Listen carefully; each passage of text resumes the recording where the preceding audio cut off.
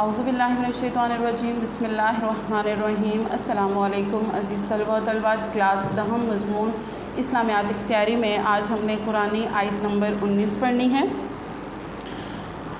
اعوذ باللہ من الشیطان الرجیم بسم اللہ الرحمن الرحیم۔ یا ایھا الذین آمنو، اے ایمان والو، ان اگر جاؤکم تمہارے پاس آئے، فاسقن کوئی فاسق، بنبائن کوئی خبر لے کر، فتبینوا تحقیق کر لو، ان کہیں ایسا نہ ہو، تصیبو تم نقصان پہنچا دو، قومن کسی گروہ کو، بجہالتن جہالت میں، فتصبحوا اور ہونا پڑے تمہیں، علی پر ما جو فعلتم جو تم نے کیا، نادمین نادم۔ اے ایمان والو، اگر کوئی فاسق تمہارے پاس کوئی خبر لائے تو تم پہلے اس کی خوب تحقیق کر لو، کہیں ایسا نہ ہو کہ تم کسی قوم کو انجانے میں نقصان پہنچا دو۔ یہ بات ایمان والوں کے ساتھ کی جا رہی ہے کہ اے ایمان والو، کیا کرو کہ تمہیں کوئی بھی جب خبر ملتی ہے تو تم پہلے اس کی تحقیق کر لیا کرو۔ جیسے کہ آج کل کے زمانے میں بھی یہ ایسا ہی ہے کہ ہماری جو ہے جب بھی کوئی کسی کے خلاف بات کی جاتی ہے تو پہلے وہ اس کی تحقیق کرنے کے بجائے کیا ہوتا ہے کہ لوگ جو ہیں وہ جھگڑے پر اتر آتے ہیں۔ تو قرآن پاک میں اللہ تعالیٰ نے فرمایا کہ تم ایسا نہ کرو کہ کہیں تم جو ہے اپنے کیے پر شرمندہ نہ ہو جاؤ۔ وَاعْلَمُوا اور خوب جان رکھو، انا بے شک فیکم تم میں موجود ہے رسول اللہ اللہ تعالیٰ کے رسول، لو اگر یطیعکم اطاعت کرے تمہاری، فی میں کثیرن بہت زیادہ، من الامر معاملات میں، لعنتم تم مشقت میں پڑ جاؤ، لیکن اللہ حببا محبت عطا کر دے، الیکم تم کو، ایمانن ایمان کی، وزینہ اور پسندیدہ بنا دے اسے، فی میں قلوبکم تمہارے دلوں کے لیے، وقرہ اور نفرت دلا دے، الیکم تمہیں، الکفر کفر، والفسوق اور فسق سے، والعصیان اور نافرمانی سے، اولئک یہی لوگ ہیں راشدون ہدایت پانے والے۔ فرمایا جا رہا ہے کہ پھر تم اپنے کیے پر پریشان ہوگے، اچھی طرح جان لو کہ تمہارے درمیان اللہ تعالیٰ کا رسول موجود ہے، اگر وہ اکثر معاملات میں تمہاری بات مان لیا کریں تو تم مشقت میں پڑ جاؤ، مگر اللہ نے تمہارے نزدیک ایمان کو محبوب بنا دیا ہے اور تمہارے دلوں میں پسندیدہ کر دیا ہے، تمہیں کفر، حکم عدولی اور نافرمانی سے متنفر کر دیا ہے، فضلاً من اللہ اللہ تعالیٰ کے فضل سے، ونعمتاً اور اس کے احسانات سے، واللہ اور اللہ ہے، علیم و خوب جاننے والا، حکیم و حکمت والا۔ یہی لوگ اللہ کے فضل و کرم سے ہدایت پر ہیں اور اللہ تعالیٰ خوب جاننے والا ہے اور وہ حکمت والا ہے۔ وَإِنْ اور اگر طائفتین دو گروہ، من المؤمنین مسلمانوں کے دو گروہ، اقتتلوا مومنین تاتلو آپس میں لڑ پڑتے ہیں وہ، فاصلحوا تو صلح کرا دو، بینہما ان کے درمیان میں، فإن پھر اگر بغت زیادتی کریں، احداہما ان میں سے کوئی ایک، علی الاخری دوسرے گروہ پر، فقاتلوا التی تو جنگ کرو اس سے، تبغی زیادتی کی ہے، حتیٰ یہاں تک کہ تفیء وہ پلٹ آئے، الی طرف امر اللہ اللہ کے حکم سے، فإن پھر اگر فاءت وہ پلٹ آئے، فاصلحوا تو صلح کرا دو، بینہما ان دونوں کے درمیان، بالعدل عدل کے مطابق، واقسطوا اور انصاف کرو، ان اللہ پس بے شک اللہ، یحب پسند کرتا ہے، مقسطین انصاف کرنے والوں کو۔ مزید اس آیت کریمہ میں فرمایا جا رہا ہے کہ اگر مسلمانوں کے دو گروہ آپس میں لڑ پڑیں تو تم ان کے درمیان صلح کرا دو، پھر اگر ان میں سے ایک دوسرے پر زیادتی کرے تو تم زیادتی کرنے والے گروہ سے لڑو۔ یعنی یہ نہیں ہے کہ ہم جو ہے جب کوئی لڑائی کر رہا ہو تو ہم خوش ہوں، خوش ہونے کے بجائے کیا ہے کہ ان دونوں گروہ میں ہمیں صلح کروا دینی چاہیے، اور پھر اس کے بعد کیا ہے کہ اگر جو گروہ جو زیادتی پر ہے اس زیادتی والے گروہ کے ساتھ جو ہے وہ کیا کرو کہ لڑو، یہاں تک کہ وہ اللہ تعالیٰ کے حکم کی طرف پلٹ آئے، پس اگر وہ پلٹ آئے تو ان دونوں کے درمیان انصاف سے صلح کرا دو اور عدل کرو،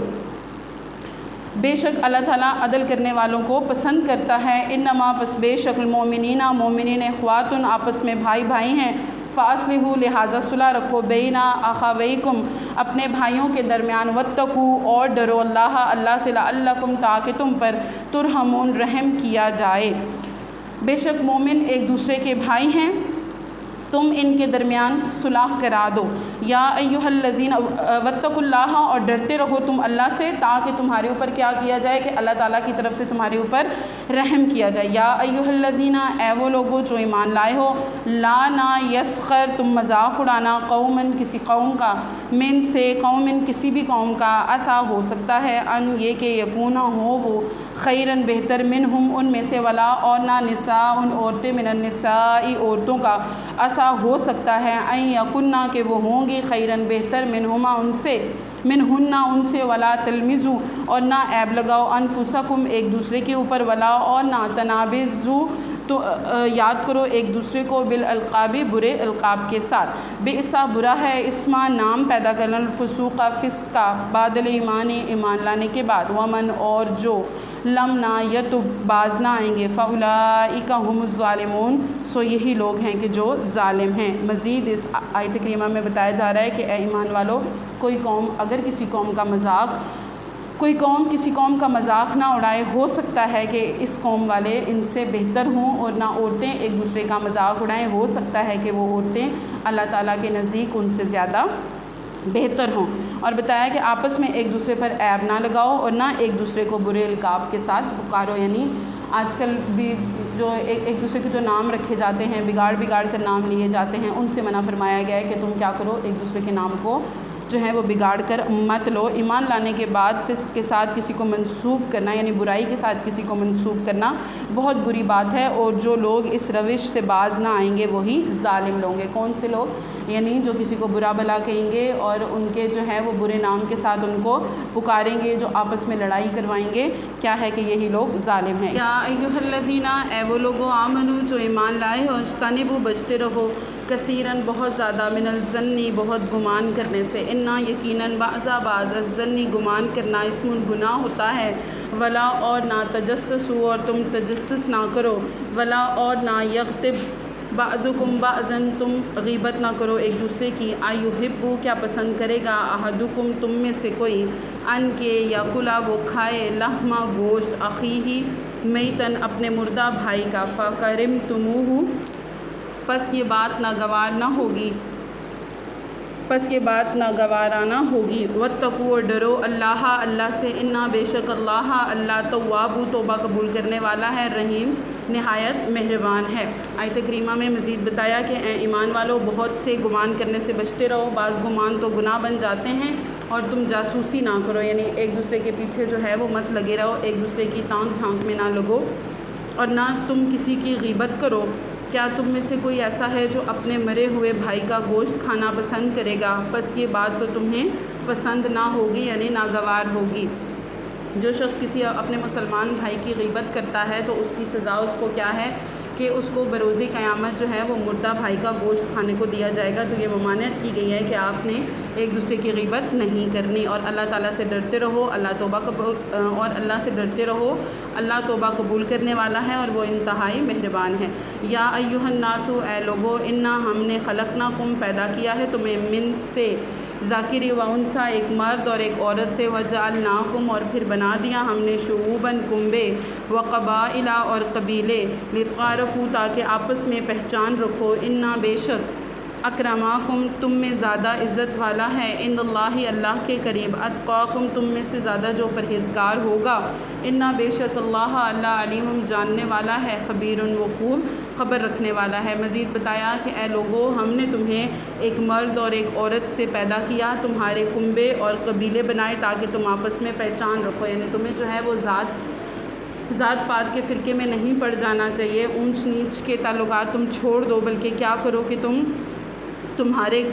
جو کنبے اور قبیلے بنائے ہیں صرف وہ تمہاری پہچان کے لیے بنائے ہیں، بے شک اللہ تعالیٰ کے نزدیک تم میں سے زیادہ عزت والا وہ ہے جو اللہ تعالیٰ سے ڈرنے والا ہے، جو پرہیزگار ہے، جو متقی ہے، جو نیک اعمال کرنے والا ہے، بے شک اللہ تعالیٰ سب کچھ سننے والا اور خوب جاننے والا ہے۔ ان آیت کریمہ میں ہمیں مختلف چیزوں سے منع کیا گیا ہے۔ سب سے پہلے فاسق کی خبر پر عمل کرنے سے پہلے تحقیق کے بارے میں بتایا گیا ہے کہ جب کوئی فاسق تمہارے پاس جو ہے وہ کوئی خبر لے کر آتا ہے تو تم کیا کرو کہ تم پہلے اچھی طرح اس کی چھان بین کر لو،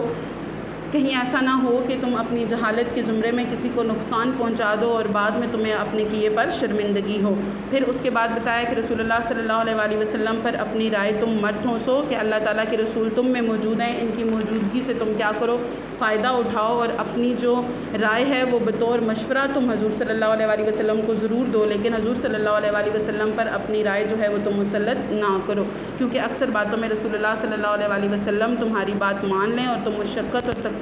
مشقت اور تکلیف میں پڑ جاؤ گے۔ یہ اللہ تعالیٰ کا احسان ہے کہ اس نے تمہارے لیے ایمان کو محبوب بنا دیا۔ اس کے بعد پھر بتایا کہ خانہ جنگی کی صورت میں فریقین کے درمیان صلح کرانے اور انصاف کا حکم دیا گیا ہے، یعنی اگر دو گروہ جو ہیں وہ لڑ پڑتے ہیں تو تم کیا کرو کہ